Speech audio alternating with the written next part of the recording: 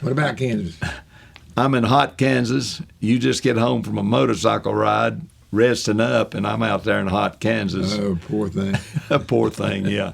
But I didn't have to go, but I did. And it was, I wish the 42 and the 43 could have been better, but circumstances hurt a lot of the cars, and I guess it was one of the better races this year. I watched it on TV, and there was somebody racing all the time. The track is wide enough and stuff that they can really race each other. Plus, I was really fascinated that the drafting was so important out there. I mean, if you had a couple of cars up front or anywhere, and if they got side by side, the guy in third place would go by them, and I mean, they'd catch up 100 yards. But like you say, the track's big enough that when they catch a draft, they got somewhere to go, and a lot of the tracks are not like that anymore. Yeah. So, and it was, I guess, the most active mile and a half track I've seen as far as people spinning out and, doing things that you don't usually see.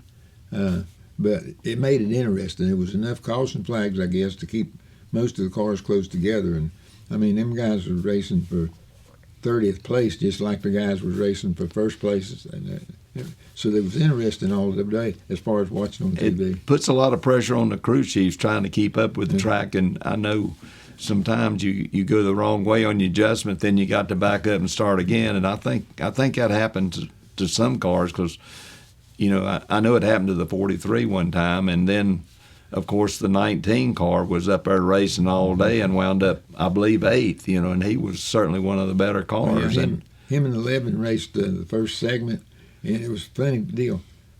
All the Toyotas were up front in the first series, okay?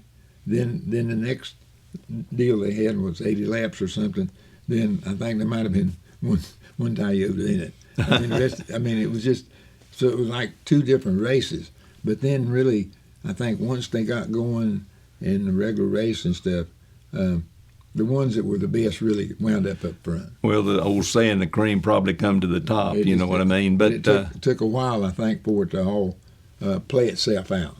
But, they wound up, they was the 24 and the 2 car, just to bring up some cars.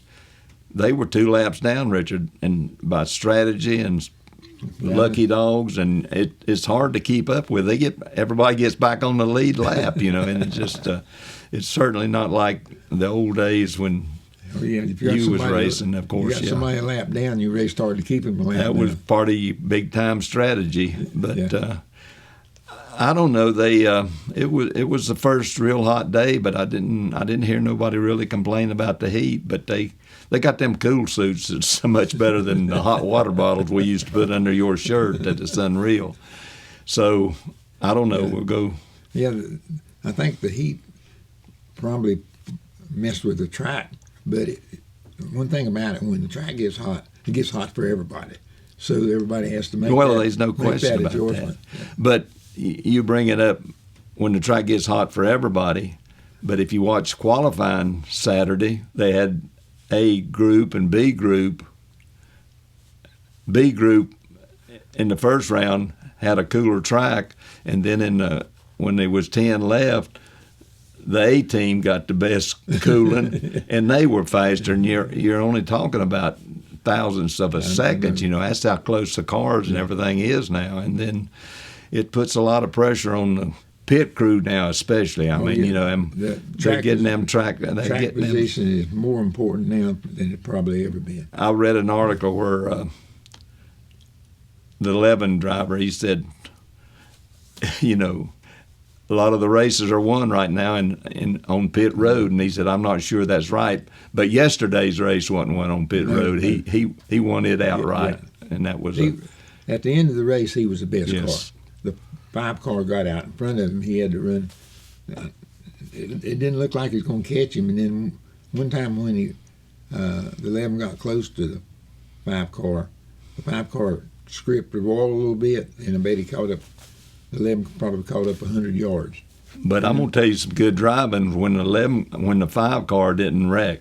When 11 hit him. Yes. Yeah, and he done a good job. He turned the wheel the wrong way before he was supposed to. before he was supposed to, and Yeah. it made it work. Yeah. I watched it this morning on television. That made it settle down. Yes, it And did. instead of just going back into the wall, But- he didn't turn it left. And it, But he probably was done after that, but he didn't have no more laps to run. So it, like we're repeating ourselves. But I guess it was, compared to what we've been seeing this year, it was one of the better races.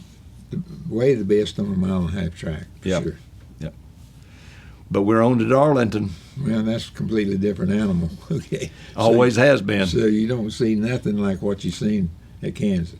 It's going to be a completely different kind of race with different people up front, different strategies. So But- it's always interesting. Darlington is. But even back in, when we say your day, it was probably the only track that's never been dirt, right? Darlington was paved in 51, 50. So it's withstood the weather. So But they've redone the track 2 or 3 different times as far as Yeah. corners are concerned. But it's still, no matter what, it's still Darlington. it's still Darlington, and be sure and tune in. It's coming up.